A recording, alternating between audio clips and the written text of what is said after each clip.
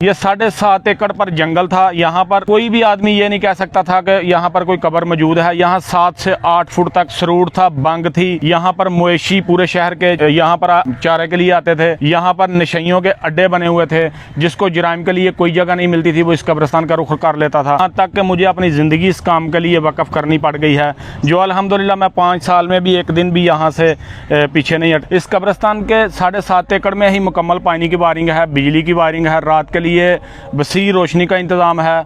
इसमें 6 missile pump लगे हुए हैं। इसमें तिलावत कुरान पाक के लिए हमने अंदर सिस्टम लगाया हुआ है। ऊपर दफ्तर के ऊपर हमने स्पीकर लगाए हुए हैं। असर से लेकर मगरब तक और सुबह फजर से लेकर 8 बजे तक तिलावत कुरान पाक। अस्सलाम वालेकुम नाज़रीन व सामीन, मेज़बान मोहित सुल्तान आपकी खिदमत में हाजिर है और आप देख रहे हैं सियालकोट प्लस। नाज़रीन किराम, इस टाइम मैं मौजूद हूँ शहीदों की सरजमीन चुइंडा में, मरकज़ी कब्रिस्तान चुइंडा के अंदर।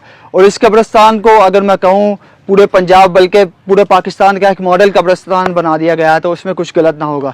इस कब्रिस्तान को मेंटेन करने में जो टोटल लागत आई है वो 1,25,00,000 रुपए है। इस कब्रिस्तान में बाकायदा तौर पर एक नर्सरी बनाई गई है, जिसमें फूलदार, फलदार और सायेदार दरख्त लगाए गए हैं। इस कब्रिस्तान में 6,000 से ज़ायद पौधे अब तक लग चुके हैं और इसके अलावा यहाँ पर बहुत ही खूबसूरत वुजू खाने बनाए गए हैं, जिनको टाइलों के साथ रास्ता किया गया है। इस पूरे कब्रिस्तान में अगर आप रस्तों की बात करें तो रस्ते कुशादा हैं, कब्रों को बिल्कुल तरतीब के साथ मेंटेन किया गया है। इस कब्रिस्तान में जगह जगह पानी के पॉइंट्स बनाए गए हैं और उसके अलावा पानी मुहैया करने के लिए इसमें 7 पंप लगाए गए हैं, जो कि हर एक ब्लॉक में एक पंप लगाया गया है। कब्रिस्तान की मुकम्मल 4 द्वारी की गई है और ये जो बकीजा जिसमें इस वक्त मैं खड़ा हूँ, इसकी जो सराउंडिंग्स है, अल्लाह ताला के 99 नामों के साथ इसको रास्ता किया गया है। और इसके अलावा अगर किसी गरीब के पास कफन दफन और तदफीन के पैसे नहीं है, तो ये कब्रिस्तान फलाई काम भी करता है, उसकी कफन दफन और तदफीन बिल्कुल फ्री होती है। इस कब्रिस्तान में स्पेशली तौर पर लाइट्स रखी गई हैं। अगर किसी का रात को जनाजा होता है तो उसके लिए लाइट्स प्रोवाइड की गई हैं।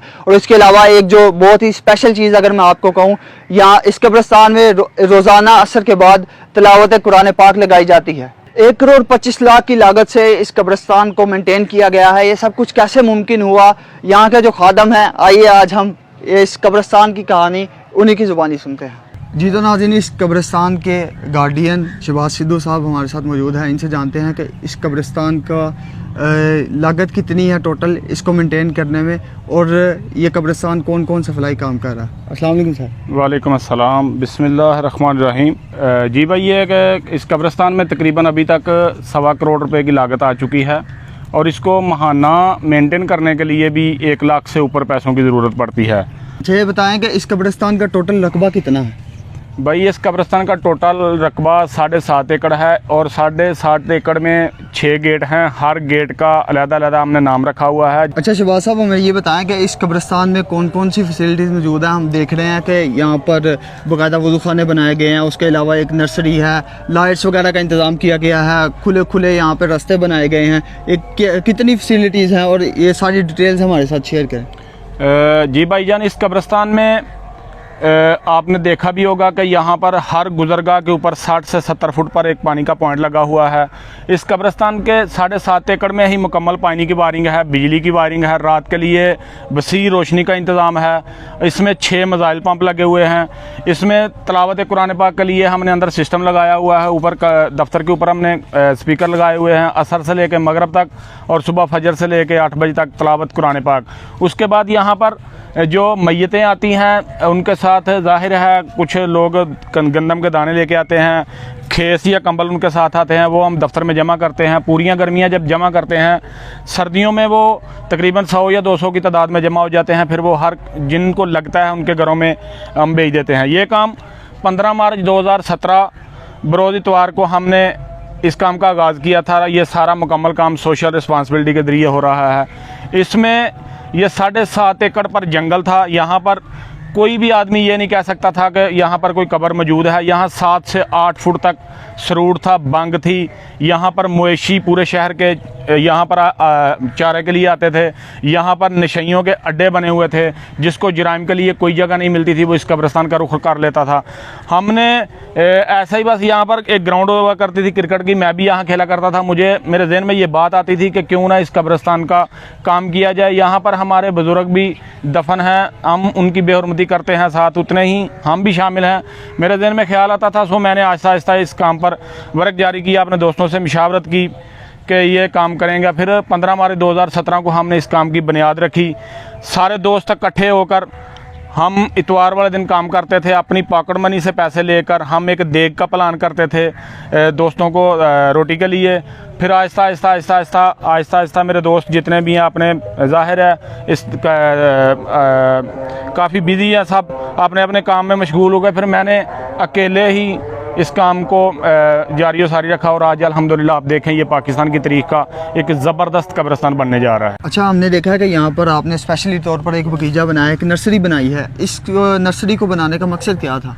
मेरे भाई ये बगीचा बनाया हुआ है, पहले दिन से मैंने प्लान किया था कि इसको 99 पिलर के साथ जड़ा जाए। बिल्कुल हमने उसी प्लान के साथ 99 पिलर लगाए हुए हैं।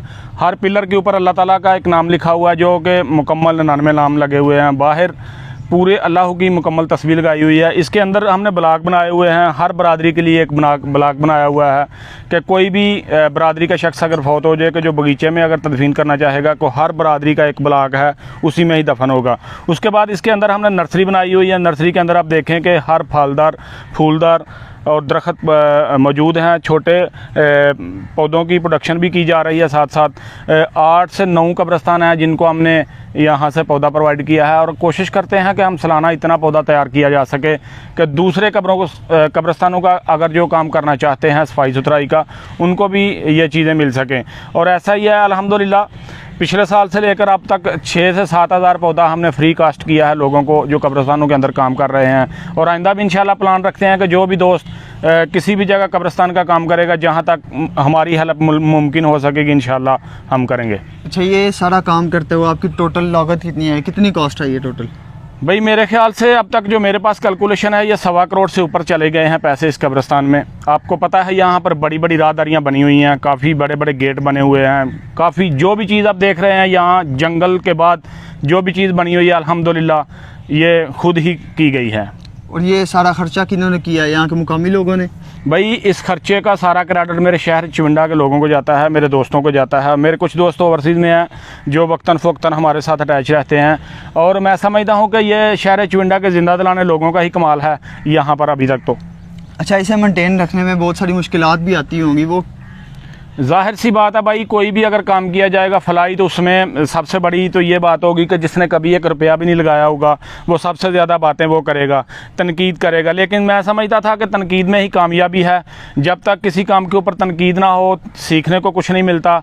मैं उन दोस्तों का भी शुक्रगुजार हूँ जो हमारे रास्ते में कदम कदम पर भी रुकावट बनते थे, उन्होंने ही हमें मजबूत किया है। तो आज आप देख लें कि ये कब्रिस्तान एक मॉडल कब्रिस्तान लग रहा है। अच्छा, ये बताएं कि करोड़ों का प्रोजेक्ट, इतना बड़ा प्रोजेक्ट लेके आप चल रहे हैं, क्या इसमें कोई हुकूमती सपोर्ट भी हो रही है आपको?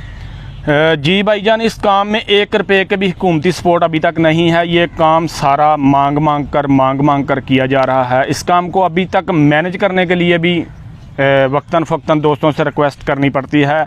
यहाँ पर मिसाइल पंप अगर किसी ने लगाया है या वाटर कूलर अगर किसी ने लगाया है तो वो एक दफ़ा पैसे इन्वेस्ट करके अपने घर चला गया है। इसके 12 माह हूँ, यहाँ तक कि मुझे अपनी ज़िंदगी इस काम के लिए वक़्फ़ करनी पड़ गई है, जो अल्हम्दुलिल्लाह मैं 5 साल में भी एक दिन भी यहाँ से पीछे नहीं हटा। इसलिए कि ये मेहनत बहुत मुश्किल की गई है। इस कब्रिस्तान का स्टेटस बड़ी मुश्किल से कायम किया गया है। मैं नहीं चाहता कि मेरी ज़िंदगी में जब तक मेरे जिस्म में सकत है इसकी बेहरमती हो।